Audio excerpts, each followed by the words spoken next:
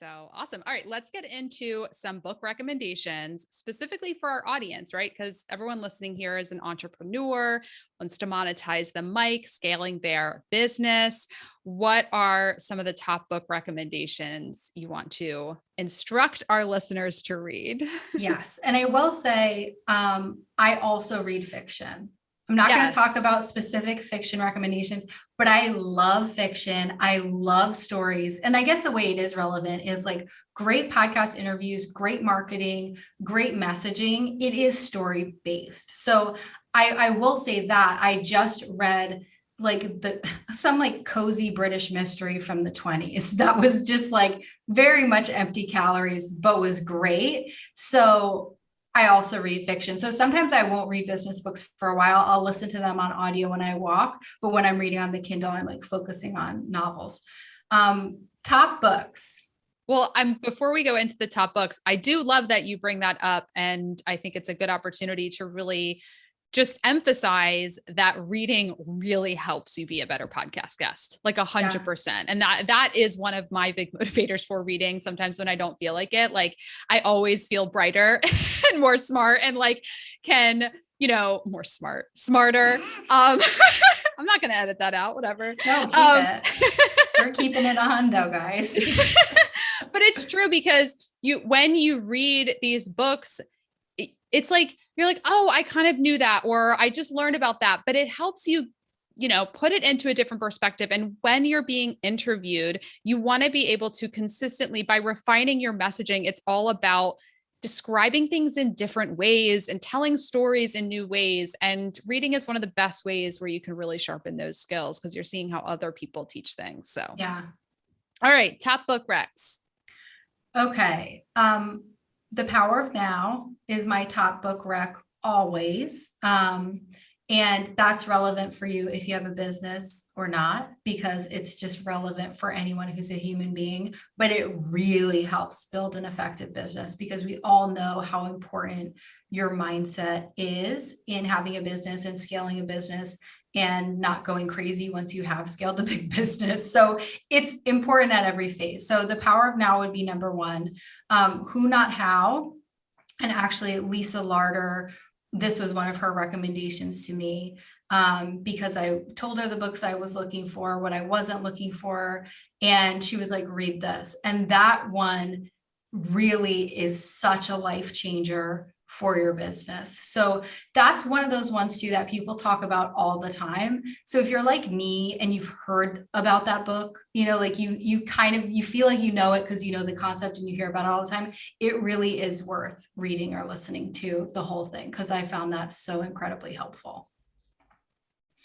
All right, number 3, Profit First. Yes. This one. So people say a lot of things about reading, right? Some people are like, well, if you don't implement, it doesn't matter. Yes and no, it depends on the book, in my opinion. There are certain things like The Power of Now that isn't super implementy, right? It's a mind shifter. And I really like books like that. And there's nothing to implement. It becomes infused in everything you do and you end up by default implementing it, but it's not tactical. Profit First, you need to implement it. Do not read this book and not implement it. And no judgment because people do that all the time, but you really need to go into it from a place of, I'm implementing the Profit First system in my business and I'm reading this book so that I can fully understand how to do it, or just understand if I hire a Profit First professional, which we did. John Briggs, we will link to him in the show notes as well, is incredible. So he does all our taxes and our Profit First and our accounts. But as a business owner, you need to at least have a working understanding of all the systems. So Profit First is huge. It really can change your life and change your business. And I would not recommend anyone grow a business without implementing Profit First, because the bigger it gets, the worse things will get if you don't use a system like this.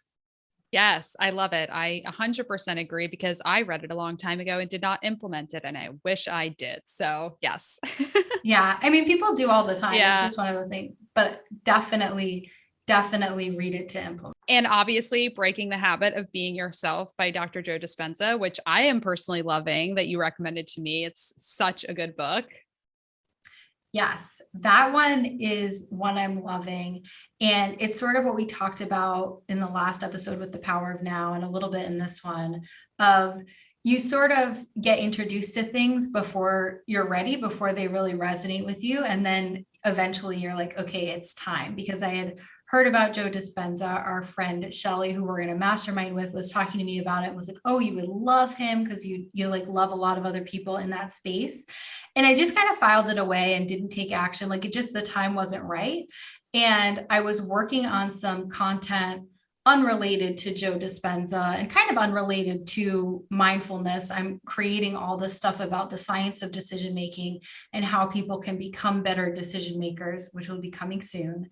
But I ended up down this rabbit hole that led me to an article, that led me to an article, that led me to an article.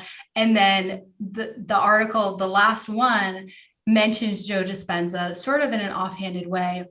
And his name was hyperlinked. And I was like, oh my gosh, it's time. So I like clicked on the link. It took me to his website. I checked out his YouTube. So I had sort of filed him away and then was like, okay, it's time. So I checked out what he had. I checked out his different offerings. I looked at what books he had. And then based on kind of the title and just like a feeling, I picked Breaking the Habit of Being Yourself. And I've really, really been loving it. I've since gotten one of his other books that he wrote before that. And I highly recommend that book. I think it's really cool. And I think for people who need something a little bit more solid when it comes to like the law of attraction stuff, which I love law of attraction. I believe in it. I use it. I've been using it for a really long time, but I don't always talk about it because sometimes I'm like, this feels a little bit too woo-woo.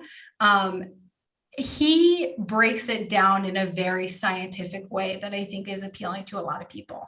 Yeah, I love it because it's stuff that I always thought was just like woo woo that like I choose to believe, but I'm like, oh my God, it's science. Like this is actually real. Yeah. Yeah. It's very cool to see like what actually happens in the brain when you're visualizing what you want, when you're changing your energy. And it's the results that people generate is just absolutely incredible.